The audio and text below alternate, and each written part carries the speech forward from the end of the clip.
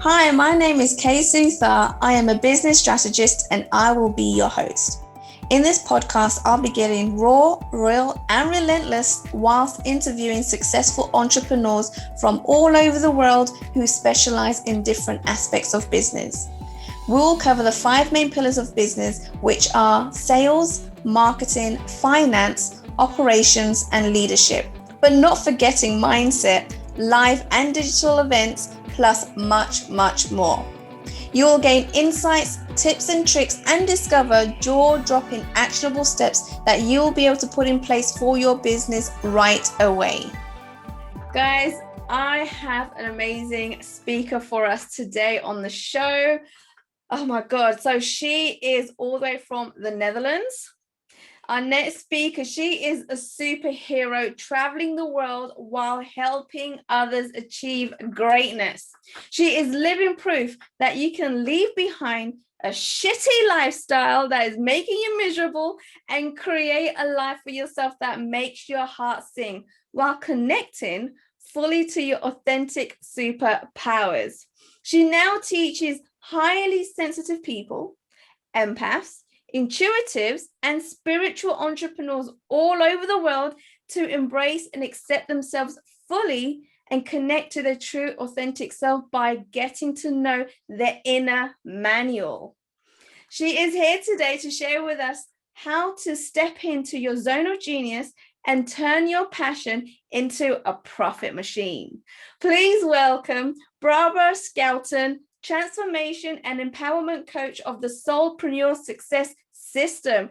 Barbara, oh my God, thank you so much for coming onto the show today. Oh, you are so welcome, Kay. I loved your intro and I love being here. I'm looking forward to our talk today. Definitely. Now, we did have a pre-chat before this, and the things that you told me and the transformations you're creating for people was out of this world. And I was like, oh my goodness. I was like, the first paragraph that she mentioned, I was like, Barbara, you have to be on my show. You got to come on. So thank you for coming on today. And we are going to be giving a lot of information to our audience today. I know we've got loads of nuggets to give to people. But before we jump into all of that, I would love for you to tell our audience today a little bit of your background and how you decided to start this particular business. Yes, I would love to share that because I think it's an important story for people who resonate with it.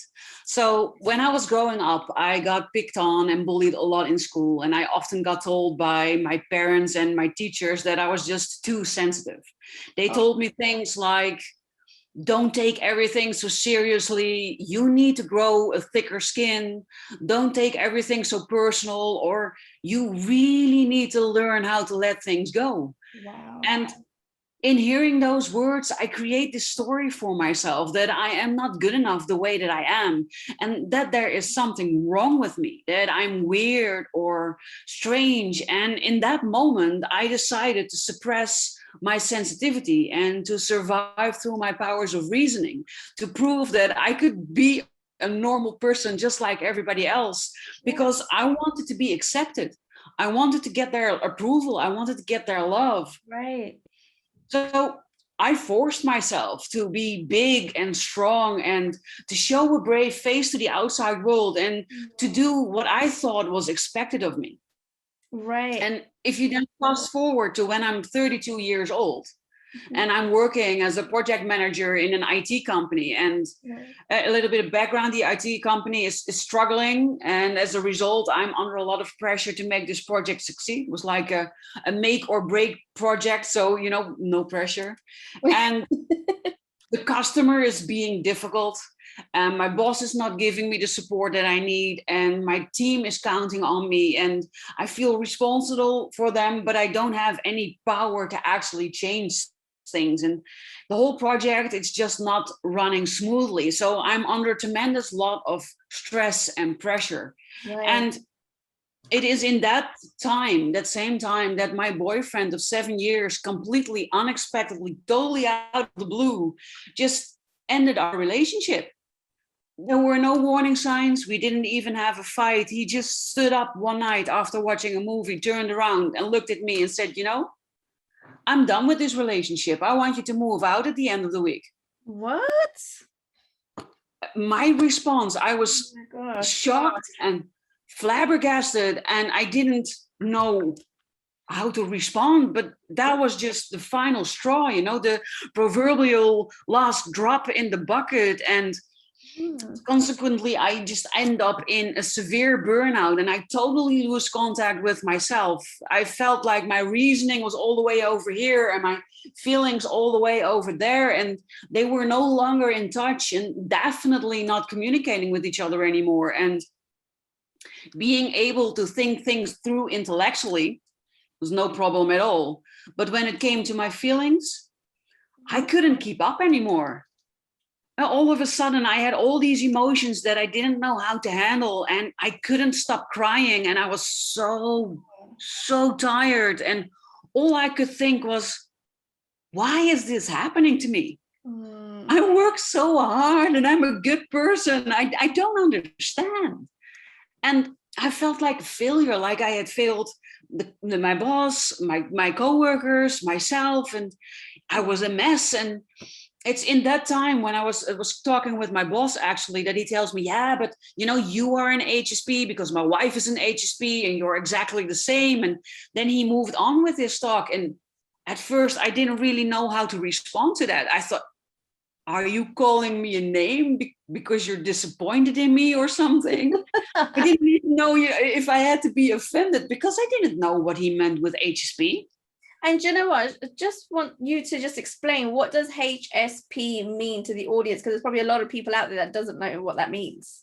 No, exactly. So that's my thoughts. Exactly. I remembered what the term was, and I went to my workstation and I decided to Google it.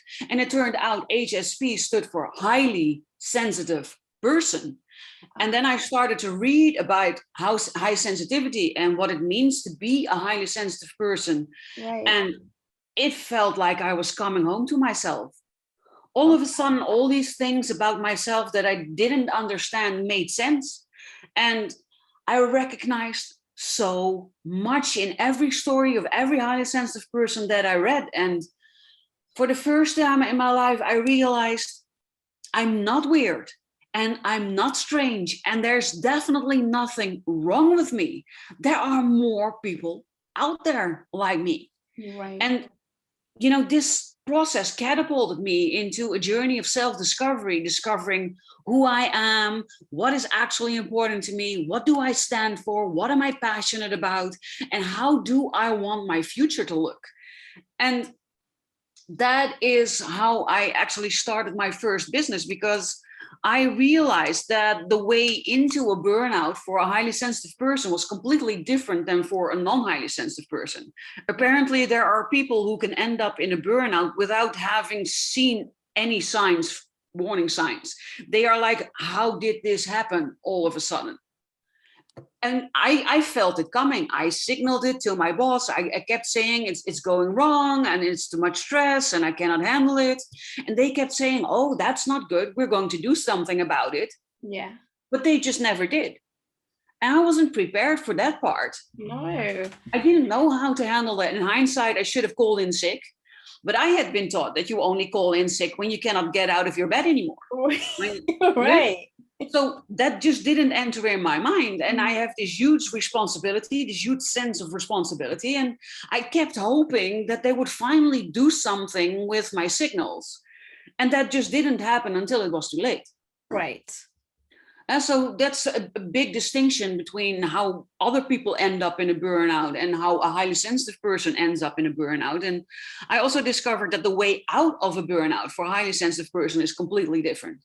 Because my boss sent me to a psychologist for cognitive behavioral therapy. Right. And she gave me assignments and I told her, I know exactly what you want me to learn from this. And she was like, right.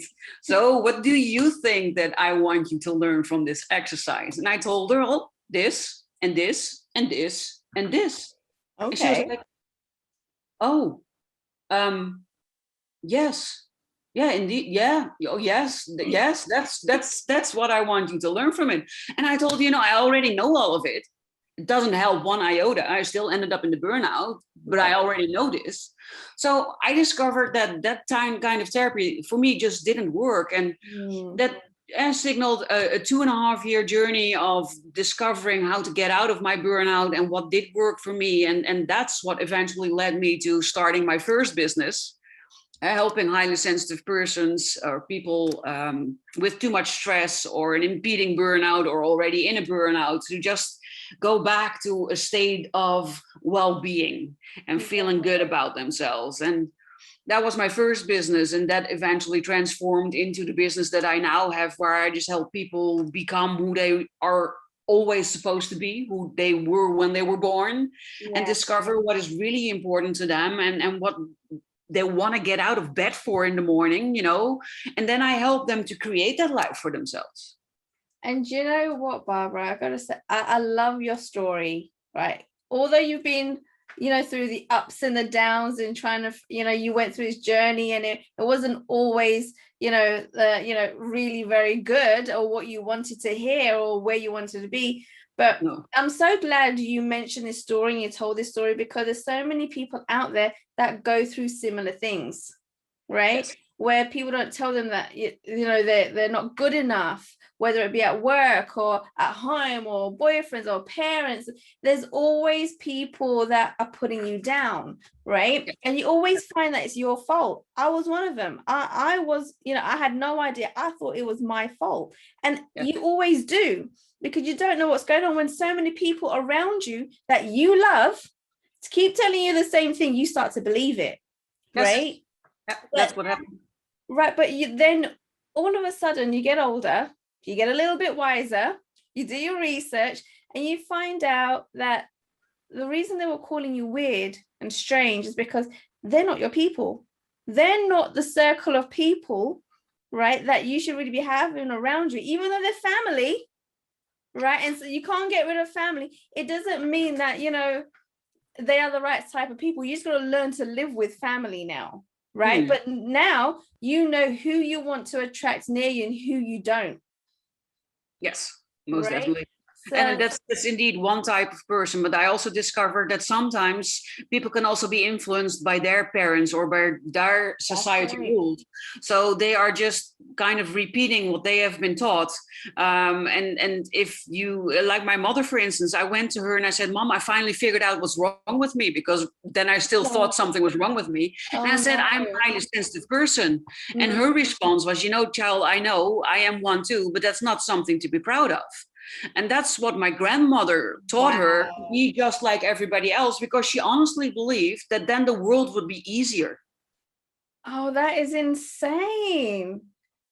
That is insane. So just to fit in with the rest of the world and to have an easier life, you got to do what everyone else does, and you can't do anything different. Wow. And that's why my mom was saying those things to me, not because she's not the right type of person, but because she loved me and she wanted me protected for the downsides of being a highly sensitive person. And she had been taught to be just like everybody else by my grandmother, and she honestly believed that that was a good strategy. Yes. Oh, that is a completely different perspective right there.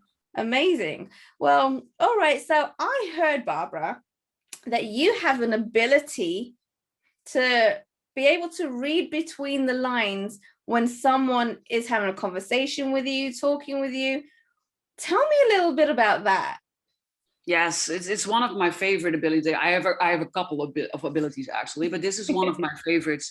It's, I've always been able to do this. Even when I was still working in IT, I was the one that started talking with the customer, for instance, and then they would explain what they wanted. Mm-hmm. And I could hear when they were explaining what they wanted, what they actually wanted, the things that they were not saying.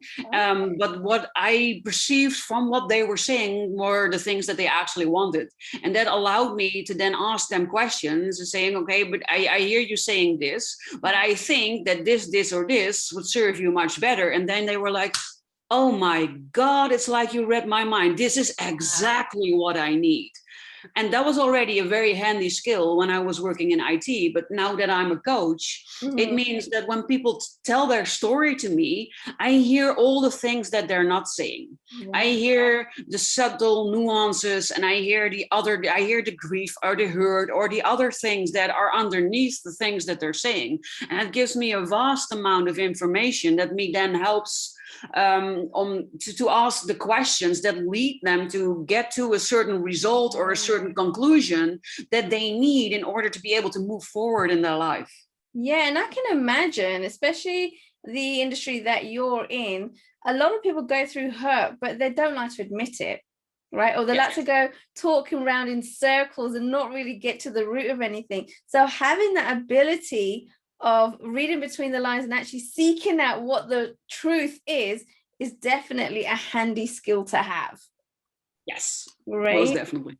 Yes. So tell me this, what qualifies you as an expert in this field, apart from your own experience? Yes.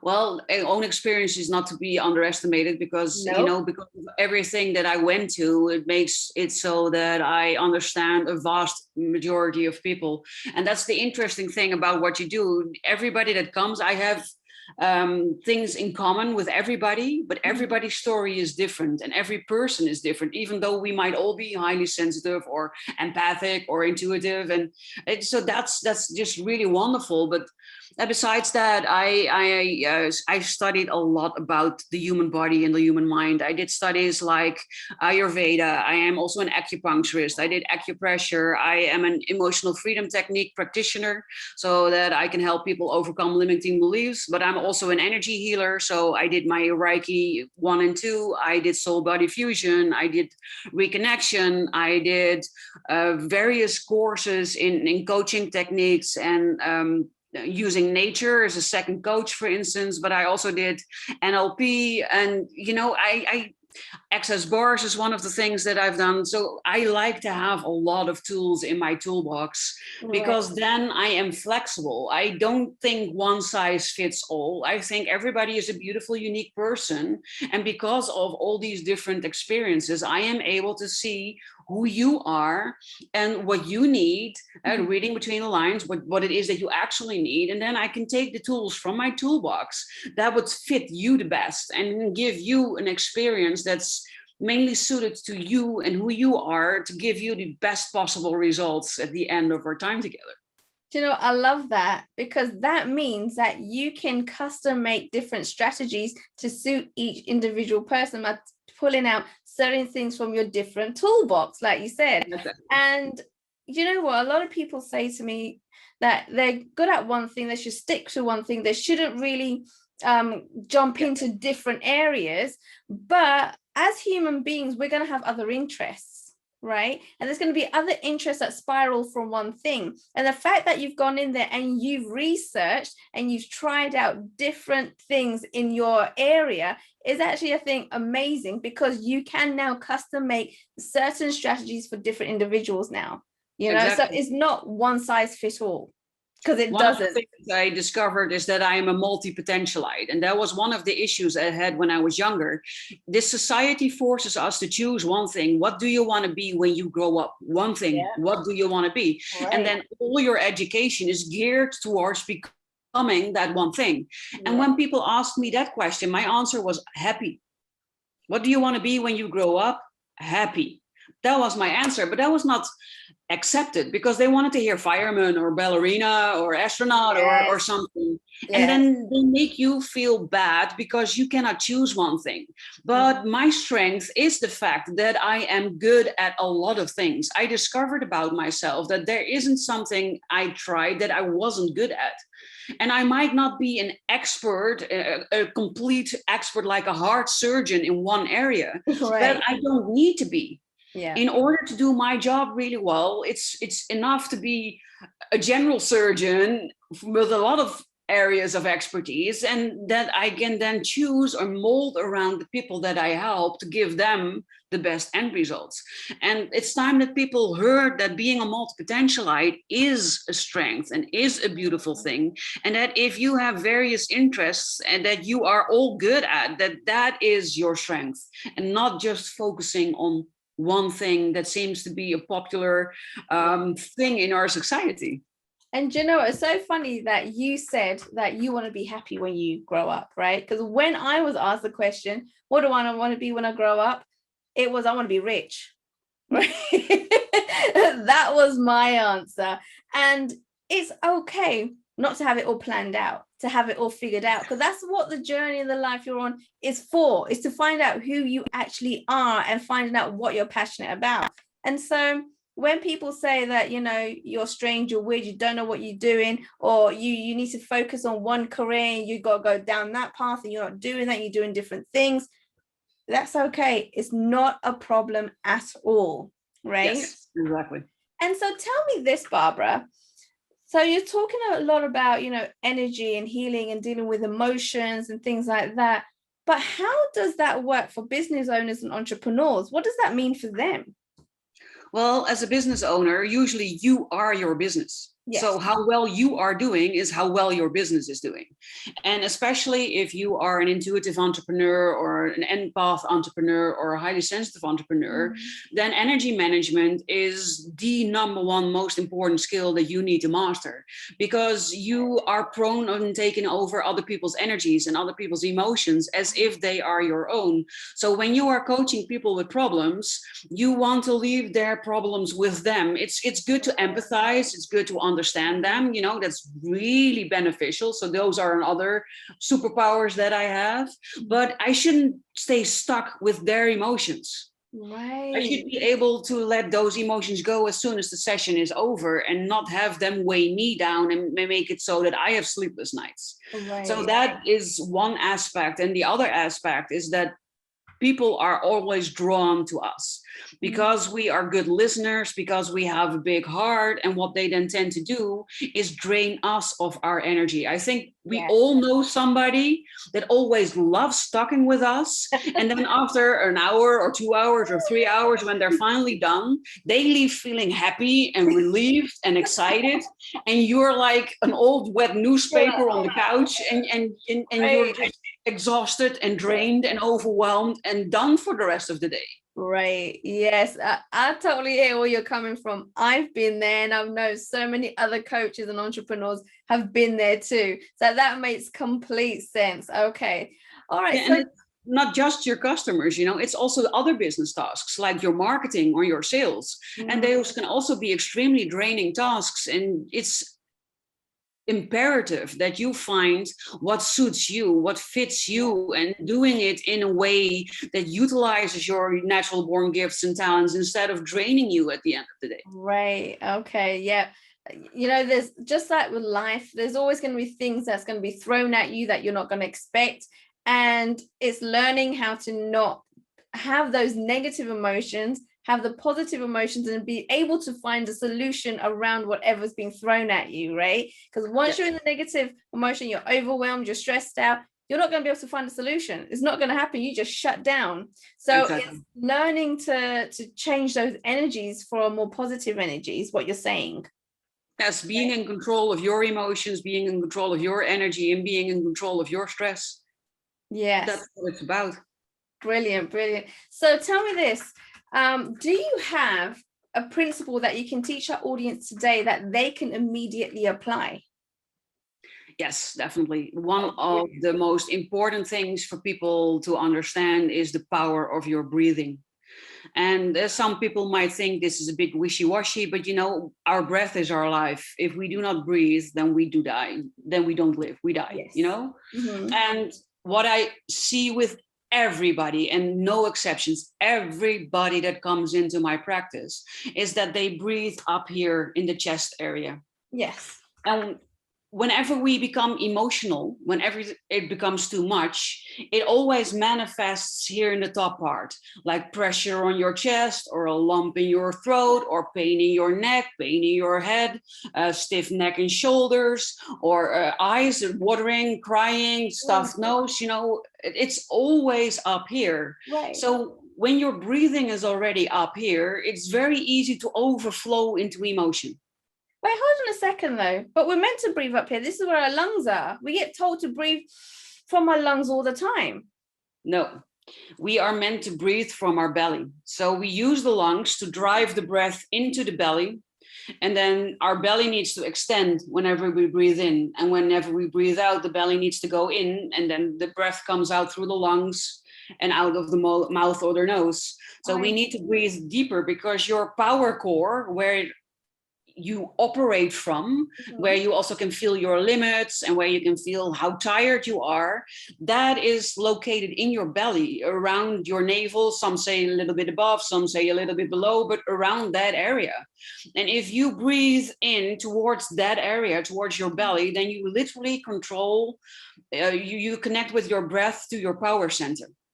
And when you connect your breath to your power center, it takes much longer for your emotions to overflow, because it's like grounding your emotions in your power center. Okay. That's what you can compare it to. And it means that you have far more control over what happens during the day. If you take, for instance, the example that somebody gets fired at work. And that's usually not something that you see coming. Sometimes you do, but then even then, at the moment that people ask you into their office and they tell you, you're fired, usually that triggers a severe emotional response, right? Right. Yep. And the moment that we are breathing from our belly, we feel it, but we are able to think, oh, and then breathe some more, and then control how we respond to it.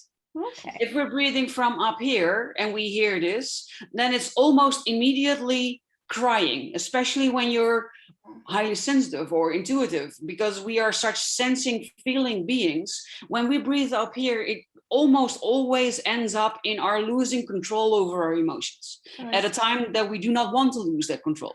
So we all need to learn how to breathe through our stomachs and not from our lungs, basically. Yes, to use both.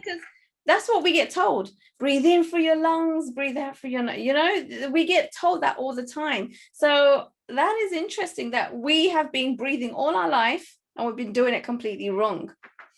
Well, you always use your lungs when you're breathing. You just have to push the breath deeper into the body so that it also reaches your belly. Okay, gotcha. So do you have any recent success stories of your clients that you've had that you can share with us today? Yes, definitely. I have multiple. One of my favorite stories is from a woman that came to me, and she was on the verge of no longer wanting to live. She loved her husband, but that was about the only positive thing she could name about her life. She didn't really have any friends. She was miserable in her job. She was miserable with her coworkers. And she thought, if this really is all there is to life, then I'm not sure I want to live it anymore. Wow. And that was profound. And she told me, you are my last hope. And she had found my website and she resonated with my story and with my information on the website. And she thought, I'm going to make an appointment with you because I don't know what to do anymore. And I don't really want to take my life, but I also don't want to keep on living the way I am living right now. And I'm stuck. I'm trapped. I'm miserable, and help, basically. That was her story. And well, that got me in the heart area. She was such a wonderful person, but she didn't see how wonderful she was.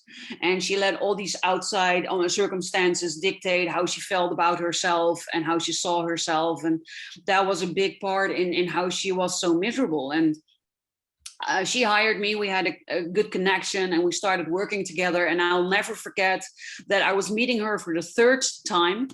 And she came up to me with this huge smile. And she was like, oh, I could hardly wait for our session because I need to tell you something. And you are the only one that will understand and the only one I can share it with. So I've been just impatiently waiting to see you today. And I felt like, wow. And she said, oh yeah, I want to tell you. And I said, I become excited as well, So I said, tell me, I want to know. And she said, you'll never guess what I did this week. I said, of course not, but tell me, because I'm dying here, I need to know this. And she said, I wore 2 different colored socks to work, the entire work. And I thought, fuck it. And I loved every moment of it. And I felt so powerful. I thought, no way. Wow. How amazing is that? I thought, wow. And then you need to know, this was a gray mouse type of person that didn't draw any attention to herself, that was always on the background, always very correct. And she wore a blue sock and a red sock and then a green sock and an orange sock and you know, every day 2 different colored socks. And that was her form of inner rebellion, you know, letting out the inner child. And it was so beautiful to see her light up like that. And she said, but that's not all. That's not all. Do you want to know what else I did? And I said, of course, you know, you need to tell me. And she said, this was in the fall or in the autumn for you other English speaker people. In the fall, and there were leaves everywhere. And she said, we went into the forest, my husband and me, and we went for a walk. And I kicked every leaf I could find.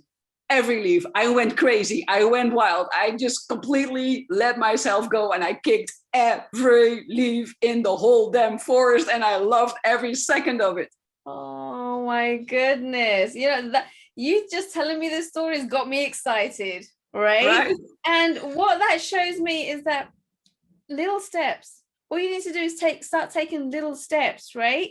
And there might be other people that are thinking, what? She wore different color socks each week, but that was a big deal for her. She's never done that before. And kicking leaves, again, other people might be thinking, oh, I kick leaves all the time. But again, if this is not what you normally do and you are an introvert and you don't want to cause attention, this is a huge deal, right? It was profound, just earth-shattering. Right. And it's taking those steps forward, right? And, you know, doing more and more things like that, that will allow you to kind of open up, change your perspective, change your ways. And all of a sudden, life becomes a lot more brighter. Yes. Right? A lot more fun. Yes, exactly. And a lot more worth living. Right. And that's what you did for her. And I can see that you're excited. You may be excited. I was like, oh my God, I want to know more. Right.